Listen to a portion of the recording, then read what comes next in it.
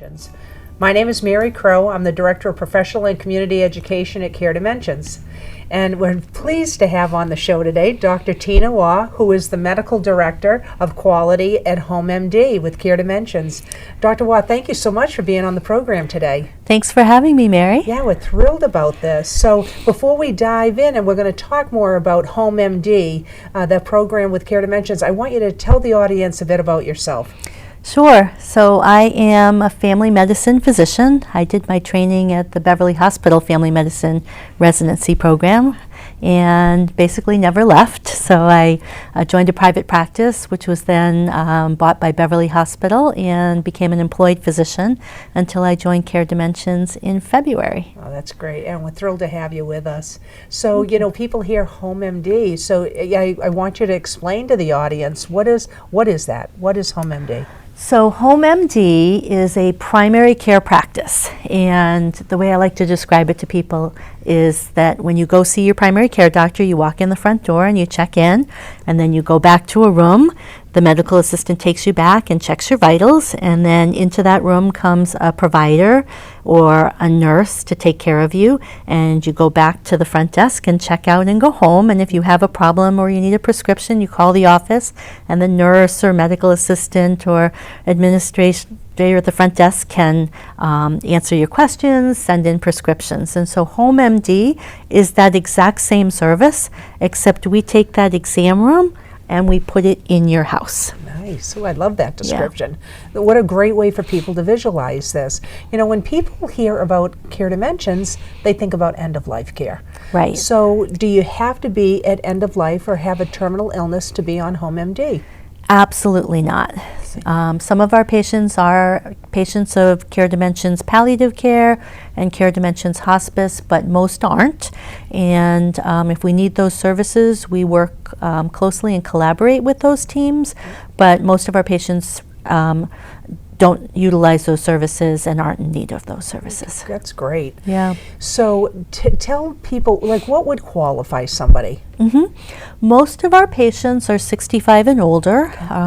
We take all insurance plans except there's a few we don't take. The biggest one is Tufts Medicare Preferred, but we take Medicare, we take Mass Health, we take commercial plans, Medicare Advantage plans otherwise. And most of our patients have a chronic condition or multiple chronic conditions, and they are what we call home limited. So traditionally, to get VNA services, people need to be homebound. Right. This is not homebound required, it's home limited. And I had a patient of mine who in the fall, when I knew I was coming here, but I hadn't made it public knowledge that I was going to be leaving my primary care practice, I was doing a video visit with him, and he said to me, and I'd been seeing this fellow for over 20 years. Wow. He said to me, I don't think I can keep seeing you anymore. I just can't get into your office. It's too hard. My old office was on the second floor, and it was a long hallway. And I said to him, hold that thought, because he was the perfect patient to come to Home MD. Getting out of the house was hard. He was using a walker. Getting in and out of the car was hard. And just coming into the office was taking a toll on his day, such that he really couldn't do anything else that day. It used all his energy. Wow. And he was the perfect patient for Home MD. Yeah. And do other examples, like, again, that's great. Yep. I think this helps people to kind of get a visual on who, again, who would qualify. Do you have other, obviously we're being very conscious about privacy and confidentiality, but other situations that would qualify as well? Yeah, some people are just homebound. They can't get out. Other people, you know, the spouse has to get a wheelchair in and out of the car to move them, to get them into a doctor's appointment. And I have one patient that the wife told me it was just getting increasingly difficult for her to lift that wheelchair in and out of the car, and just general frailty. People who have trouble getting just weak, and again, going to a doctor's appointment becomes an entire day's production, right? Yeah, and then there's no, with the quality of life afterwards. So they're so exhausted from that appointment that they really can't do any of the things that they could even enjoy. Right, and then they come in for that appointment, and next thing you know, they have to go get labs or an x-ray or see 10 specialists, and just becomes the calendar is full of one appointment after the next, and where's the quality of life in that? Exactly. How does that work in terms of labs, things like that, other testing? Yep, so we have a homebound phlebotomy service that we work with, and they can come to the house and get labs right there. Radiology we can arrange. It's hard to do same day, but we can get people out for, we need a chest x-ray, somebody has a cough or congestion, we want to rule out a pneumonia, we can get the radiology team out there to do an x-ray for us. That's great. Some people still get out and see specialists and do radiology or other imaging tests that we can't do in the home. That's certainly available to people if they want to. They don't have to if they don't want to. Yeah, and I like what you had said, because I think it's confusing to people sometimes, because when they hear about with the visiting nurse services, and that, they're great, that's fine, but people don't understand that there is a component where you have to be homebound. Right. This sounds like you don't have to be homebound at all. You said home limited, which I like that expression, and it really gives people a better picture. But it's certainly, it makes things easier for people. So it's even if they're able to get out, they can go to some appointments. It doesn't preclude them from being on the home MD. Right, exactly. And not only easier for patients, but for their caregivers also. Some of them are the partners who are trying to get them in and out of these appointments. Sometimes it's a child who has to take time off from work every time they have an appointment. Yeah, that's great. So talk more about, if you will, again, more, because I'm hearing these throughout this conversation, but more of the benefits to people being on home MD. Right. So you can stay at home. Yeah. We're really a team that understands that patients have other things that matter to them other than living forever, and really experienced in having those discussions and talking to people about what matters to them and what's important to them, and really can help them provide that care in a place that's familiar to them.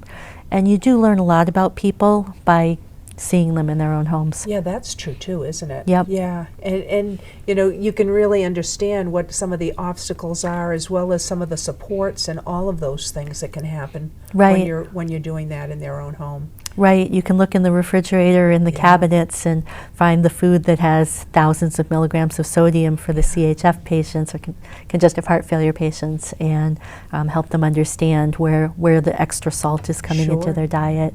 Lots of things we can do at home. Yeah, and as well as even, again, some of those other obstacles, just seeing how the layout, how things are set up, and even strategies, right, around how to make them, because people, they mostly want to be at home. Right. That's the statistics show that the people's preference would be, but that's not the fact, is that most people aren't at home. Yes. And how could you make that more of a, giving some of those strategies to help keeping them in the setting. Right. People want to age in their own homes, in their own space, and we hopefully can make that happen for them. Yeah, that's great. Yeah. So talk a bit more too about like the team. Yep. Like, who's on the team, what does it look like, that sort of thing. So we are a team right now. We have 2 physicians and 3 nurse practitioners. We have a team of nurses who support us in the office, and we have administrators in the office who answer phones and can help with administrative tasks. The team has a lot of experience in taking care of patients in their own homes. Several of our providers have many years, decades, taking care of patients in their own homes, and have compassion for both the patient and the caregivers who are trying to keep people in their own homes for as long as they can. Yeah. I also wanted to go back to the caregiver too, because again, sometimes people feel like in order to have a service like this, there has to be no available caregiver. That's not what I'm hearing here. Not at all, not at all. No, it's really takes a village, right? Yeah. So some of our patients don't have a caregiver and don't have family, and that actually is challenging in a different way. But most of our patients have either a spouse or a child who is involved in their care, or sometimes a friend who participate on the team. Oh, that's great. Yep. And I want to just go back to the caregiver again for a minute, because we that there's a lot of focus now on caregivers. which is good. And I think it's been long in coming because, again, we watch that the caregivers, it takes such a toll. So, again, it sounds like your support for that individual as well for that caregiver. Right, right. You know, most of our phone calls come from the caregiver, and just asking for help. You know, there's a lot we can do. There's still some things we can't do. People living at home isn't really supported by our society, so we do the best we can. Yeah. So, but it does certainly, like you say, eases a lot of the pressures in terms of the physical exertion, getting somebody out if they require that type of assistance and all of those things. Yeah, one of my patients recently passed away, and his wife said to me that she never would have been able to keep him at home if it weren't for Home MD. Providing, you know, she really could call us, and most days we're able to get out same day for a sick visit, and really helped her deal with the stress of having somebody who was sick at home. Wow, that's great. Yeah. That's quite a testament. Yeah. So talk, if you will, about like how often do you see somebody? That sort of thing, frequency of visits. Yep. I like to think about that the same way I think about having a patient come into the office. So we try to see all of our patients at least every 3 months. Most of our patients have multiple chronic conditions that really need to be assessed on a regular basis. So 3 months is really the maximum we try to go between visits. But many of our patients are seen in between visits. If someone's in the hospital or emergency room, our policy is to try to get out within 2 business days to follow up on that patient. We can almost always do that. We are available to come out for same-day urgent care visits. And if somebody has a need where we've changed their medication or they have a sick visit and they need to be seen, we will come out and see them for that as well. Oh, that's great. Yeah. So another thing I wanted to ask too was, so you talked about who was on the team. So what if people are having psychosocial or spiritual issues? How do you tend to that? That's a great question. We don't have a social worker on the team right now, but we're looking to partner with a lot of the other services that are available in Care Dimensions. And that's one of the things we're talking about is as our practice grows, how can we work together with all of the services that Care Dimensions has that our families would benefit from as well. That's great. And it sounds like you connect them with resources anyhow in the meantime, but that you're looking at other innovative ways of bringing those services to them as well. Right. You know, there are certainly services for spiritual and psychiatric care in the community, and we can connect people with those organizations. There are a lot of home care organizations, and they have their own embedded partners, and we connect patients with those and families with those resources as well. It sounds, again, very holistic, which is wonderful, and I think that's one of the benefits when you have an organization that kind of understands that it's not just about the physical, that there's so much more to it. Right. So really looking at the whole person. So that's why I love this Home MD concept too. When you were talking about, it's nothing like seeing somebody in their own environment. That's right. Yeah. Talk more about that, if you will. Yeah. You never know where people are living till you go there. Yeah, isn't that true? Right? Yeah. Some of our patients are in assisted living facilities. They're all very different in the supports that they can provide to patients, so understanding what supports are available to patients in those facilities is great. Sometimes we walk into a home and there's a hoarding situation, things you don't think about when you see them in the office. And trying to help them make progress in that area so that they can maneuver about their home without fall risks is important. Again, so giving suggestions, strategies, again, throw rugs, things like that. That's where it's really important to get to see that environment. Yeah, and sometimes the patient will say, I can't get out of the house, and you get to the front door and the stairs are like this, and you say, well, that all makes sense now, right? Yeah, exactly. So in terms of the, how would somebody make a referral? So I think we'll put our information up at the end, Yeah. but we have a phone number that people can call. Yeah. Anybody can make a referral. A patient can refer themselves. A family member can refer the patient, or any community resources. As long as the patient and the family are on board with that, they do need to give up their current primary care physician to have us come on board as primary care. Yeah. But anybody can make that first referral. That would make sense, right? Because you're having it's a primary care that you're Right. receiving in that. You don't have to give up your specialist. Right. But again, you would have two primaries if you didn't do it that Right. way. It's So just like really any you're- other primary care Yeah. doctor. Yeah. Yeah. So what are the things, again, would you like people to understand about this? Because I think when people get nervous, right? Because they Yeah. think, oh, this is going to cost, I can't afford this. I'm not somebody who could ever access this type of care. Right. Talk more about that. So it works the same way your regular doctor's office works. The insurance works the same. So whatever your out-of-pocket copay would be for a doctor's office, or most people with their Medicare and their Medicare supplement, they have no out-of-pocket cost to see their primary care doctor. So whatever your normal out-of-pocket cost would be the same for a home MD visit. There's no extra cost for this. It's just part of your normal insurance coverage. That's wonderful, because again, I think that that's the stuff that people are going to be concerned about, because they're thinking if they're coming to the home, then this is going to cost me something. Right. But it isn't. Right. This is covered in the same way. The accessibility. What areas are being covered in terms of geography? So we have a relatively big north of Boston footprint right now. Yeah. We go up as far as Haverhill and Newbury to the north.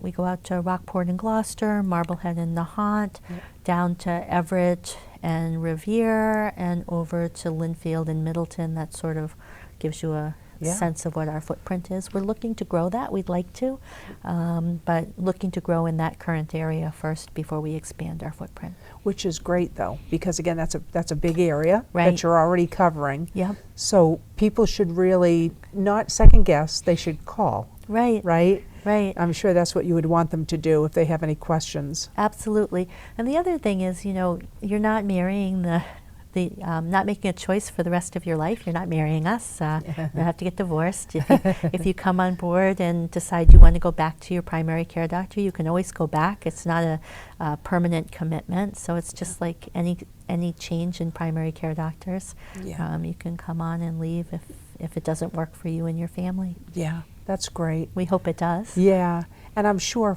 it does for so many, because again, as you had mentioned, I'm sure you have other people that have let you know the impact that this has had on them, Yes. without the strain that this has caused to try to get people the care that they need. Yeah. And I think a lot of older adults particularly, sometimes they don't get the care that they need because they're not able to access it in transportation, or just ability to get there is one of the reasons. Right, and not only that, but these days in primary care, we have a real shortage of primary care providers, and everybody's having difficulty accessing primary care. So a lot of times you call and you have to go to urgent care because there's no access or availability that day, or you're waiting 2 to 3 days to get in when really you have an urgent need that should be seen sooner. Yeah. And we can usually get out with a phone call early in the day. We can get out the same day. If the phone call comes in late in the day, we can get out the next day. Yep. For urgent issues to take care of patients. Well, that's great. Yep. So we still have a few minutes, and I want to make sure that we cover all of the material here, because I think this is so important to people to kind of have this clear picture. So give us some other examples, again, whether it be benefits or people that would qualify, that sort of thing, in terms of accessing the care. Yeah, I was just thinking we didn't talk about the patients the places we go. So we take care of patients in their own homes, in if they're living with a family member, in residence homes. So there are some independent living facilities, and we would go to those, and assisted living facilities. We don't go to long-term care facilities. Those facilities have their own providers that take care of patients in the facility, but the rest of those places we would go to. And again, anybody that has trouble leaving the home. So wow, that's great. Yeah. So really, it sounds like it's most places, with the exception of skilled nursing facility, which would make sense again because they have their own provider there. But so you really cover a wide range. Yeah, and even in the memory care and the assisted living facilities, we take care of a lot of patients in those units. And I think sometimes people don't understand because they hear assisted living and they kind of think of it as the same as they would like with a skilled facility, but it's very different. And assisted living is actually, it's considered home. And even though, again, people live in a skilled nursing facility, it's different in terms of how that is covered. Right. Patients who live in assisted living facilities still need to have their own primary care physician or nurse practitioner, and they typically would go out for appointments, and typically if they needed a medication, their family members might have to go get that for them if it were urgent. And we work with companies that will deliver the medications to the assisted living facilities. We work with companies that bubble package medications for patients. So that's great. So you were talking about, so the med thing is really addressed. You were talking about lab work. You were talking about x-rays, things like that. What other type of ancillary services like that can you help with? They have a mobile unit that will come out and do an EKG. Wow. Okay. We can dip a urine at the facility to get an indication, or at a home to get an indication as to whether a patient might have a urinary tract infection. That urine still has to go to the lab. That's one of the few areas that we are challenged in right now, but looking at opportunities to improve that as well. Sure. But if we can't get a urine to the lab, at least being able to dip that urine in the home, we have an idea whether we need to treat. Yeah. So if you're, and you were saying that you do emergency visits, but if somebody had an emergent situation, you're still going to say what you would if they were walking into the office. Yeah, my line still would be, we have to make a decision today. I want to do what you want to do. If we really want to provide you the best care for this real emergency, then the emergency room would be the best place to do that. And then I ask, what do you want to do? And sometimes patients will say, I don't want to go. And then we talk about what would be the consequences of not going, and that's their decision. But if they want to go to the emergency room and have a big workup done, that certainly we would support that. Yeah. But it sounds like, again, the frequency of visits is very good. Correct. Yeah, so again, and more so, again, sometimes when you would see out in the community, as you were talking about, just in terms of accessibility. Right. That's wonderful. Right. So what else would you like to share with the audience? Well, I just want to say that when I was in primary care, I didn't know that this service existed. And I would walk around the office and say, doesn't anybody go to the house anymore? Yes. And just, want people to be aware that we're out there and that this service is available for them and their loved ones, and we can provide that care in the home. Which is really neat because, again, I think, we date ourselves a little bit, right, of the doctors doing the home visits. Well, it's here. It's here. And again, that's why I think sometimes people, and it's too good to be true. It's not. It's reality that this is actually something that is accessible to people. And I think that's why we kind of thought it was out there and then it wasn't. But it's here, and this is a wonderful option. Yeah, and then another thing that I think we do really well in our group is understand that not everybody wants to have a massive workup for every problem that they encounter. And when I was in primary care, I realized pretty early on that we did not do a great job talking to patients about what they wanted and what was important to them. If they had a problem, we said, okay, you need this test, and you need to see this specialist, and this is where you need to go. And a lot of patients didn't want that, but they didn't know how to say that. And so when I was at Beverly years ago, I started the Advanced Care Planning Steering Committee, and then was on the Advanced Care Planning Steering Committee for Leahy when we merged, and really worked with my colleagues to talk with patients about what was important to them. So utilizing documents like 5 Wishes, Honoring Choices Massachusetts, the Conversation Project, and I'm trained to facilitate the serious illness conversation and working to train the rest of our group on that.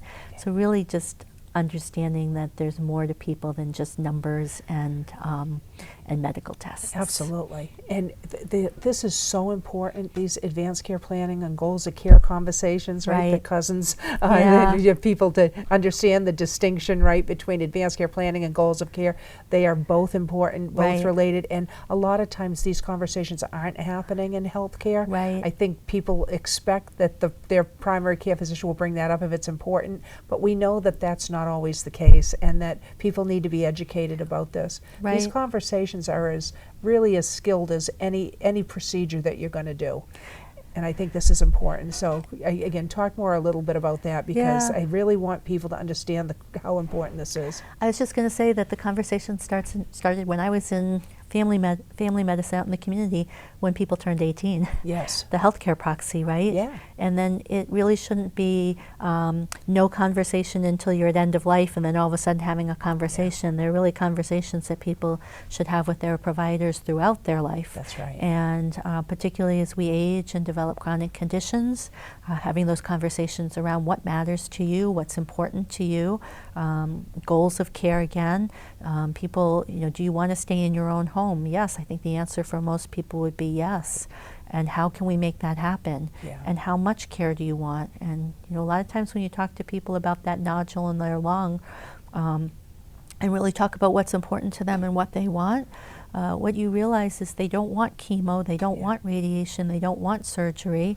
They've seen people go through that, they don't want it, and they want comfort care, and they want quality of life. And to have those discussions and understand where people are is really important. Yeah, that really is. Yeah, and that's something that our group understands. Which is wonderful, because even now, and with all this time and all the conversations gone by, it's not being done readily. So it's so important to have that skill set and to have that approach as well. Right.